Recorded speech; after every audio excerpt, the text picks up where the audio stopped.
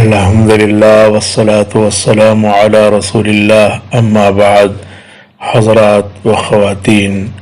شرم اور حیا کے تعلق سے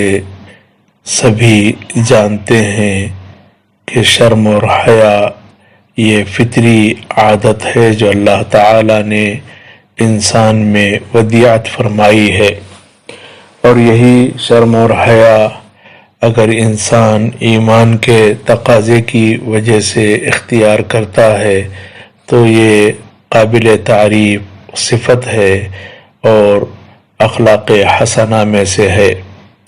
اللہ رب العالمین نے موسیٰ علیہ السلام کے تعلق سے فرمایا، جب کہ موسیٰ علیہ السلام نے دو عورتوں کے لیے پانی کا نظم فرمایا،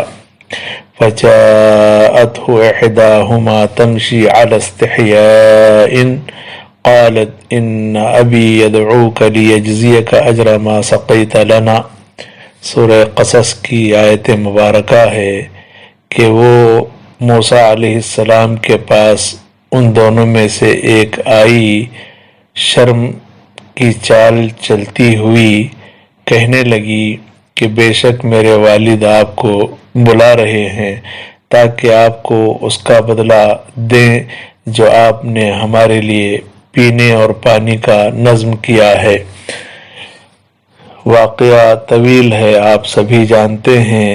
کہ یہ دو لڑکیوں میں سے ایک لڑکی جو موسیٰ علیہ السلام کے پاس شرم اور حیا کی چال چلتی ہوئی آئی، یہ شعیب علیہ السلام کی ایک بیٹی تھیں۔ امام احمد بن حنبل رحمہ اللہ نے اپنی کتاب الزہد میں اور امام بیہقی رحمہ اللہ نے شعب الایمان میں سعید بن زید رضی اللہ عنہ کی حدیث روایت فرمائی ہے، نقل فرمائی ہے کہ ایک شخص نے کہا، اے اللہ کے رسول، آپ مجھے وصیت فرمائیے۔ اللہ کے رسول صلی اللہ علیہ وسلم نے فرمایا، اوصیک ان تستحی من اللہ کما تستحی رجلا من صالحی قومک، میں تمہیں وصیت کرتا ہوں کہ اللہ تعالی سے شرم کو اختیار کرو ویسے ہی جیسے اپنے قوم کے نیک لوگوں میں سے کسی آدمی سے شرماتے ہو۔ تو گویا کہ جس طرح بندوں سے شرمایا جاتا ہے، اسی طرح اللہ رب العالمین سے کسی غلط کام کے کرنے کے وقت میں شرمانا چاہیے۔ امام بخاری رحمہ اللہ نے اپنی صحیح میں ابو مسعود بدری رضی اللہ عنہ کی حدیث نقل فرمائی ہے کہ نبی صلی اللہ علیہ وسلم نے فرمایا، ان مما ادرک الناس من کلام النبوۃ الاولی اذا لم تستحی فاصنع ما شئت، بے شک لوگوں نے نبوت کے کلام میں سے جو بات پائی ہے وہ یہ ہے کہ جب تم شرماؤ نہیں تو جو چاہو سو کرو۔ اس حدیث میں دلیل ہے اس بات پر کہ شرم اور حیا انسان کو ایسے کام کرنے سے روک دیتی ہے جو دین میں خلل ڈالے یا انسانیت کے اندر مخل ہو جائے۔ امام بخاری اور امام مسلم رحمہم اللہ نے اپنی صحیح میں ابو ہریرہ رضی اللہ عنہ کی حدیث نقل فرمائی ہے کہ نبی صلی اللہ علیہ وسلم نے فرمایا، الایمان بضع وسبعون شعبہ او بضع وستون شعبہ فافضلها قول لا الہ الا اللہ وادناها اماطۃ الاذی عن الطریق والحیاء شعبۃ من الایمان۔ ایمان کی 70 سے زیادہ شاخیں ہیں یا 60 سے زیادہ شاخیں ہیں، ان میں افضل ترین شاخ لا الہ الا اللہ کا کہنا ہے، یعنی ایمان کی افضل ترین پہچان اور اعلیٰ درجہ ایمان کا توحید کی گواہی دینا ہے، اور ایمان کے شعبوں میں جو ادنا ترین شعبہ ہے وہ راستے سے تکلیف دہ چیز کو ہٹا دینا ہے، اور شرم اور حیا ایمان کا ایک حصہ ہے۔ جس آدمی میں یہ خصلت نہیں ہوتی، شرم اور حیا نہیں ہوتی، وہ آدمی کسی مہمان کی عزت نہیں کرتا،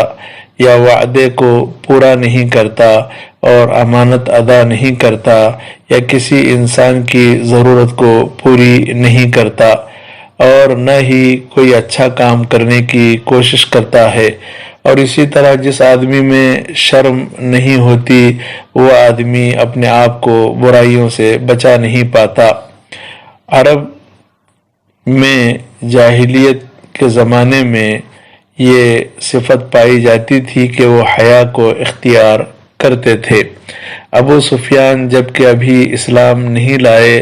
وہ ہرقل شاہ روم کے سامنے کھڑے ہوئے، جبکہ ہرقل ان سے نبی صلی اللہ علیہ وسلم کے تعلق سے سوال کر رہا تھا، تو انہوں نے ابو سفیان نے اپنے بارے میں خبر دی یہ کہتے ہوئے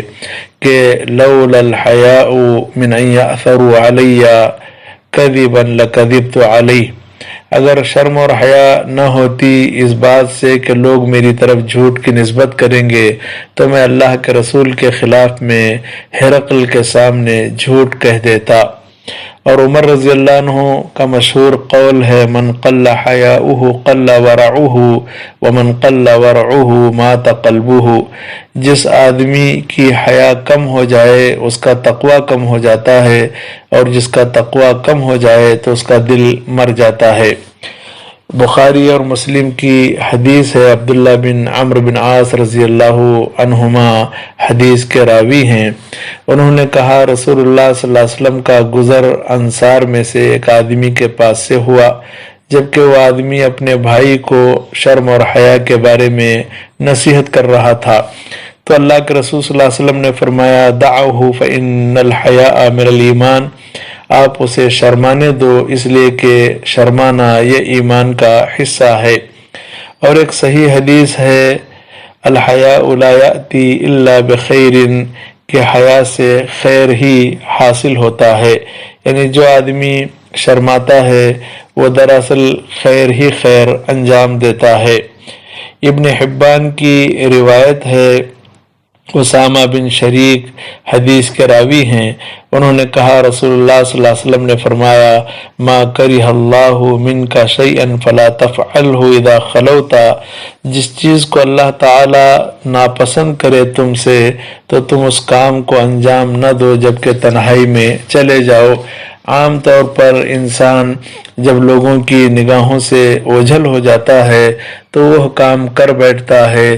جو کام کے اللہ تعالیٰ کو پسند نہیں، اس لیے کہ وہ سمجھتا ہے کہ مجھے کوئی نہیں دیکھ رہا ہے، حالانکہ اللہ تعالیٰ کی اس پر نظر ہے۔ تو ایسے موقع پر اللہ تعالیٰ سے ڈرتے ہوئے، شرماتے ہوئے غلط کام کرنے سے باز آ جانا چاہیے۔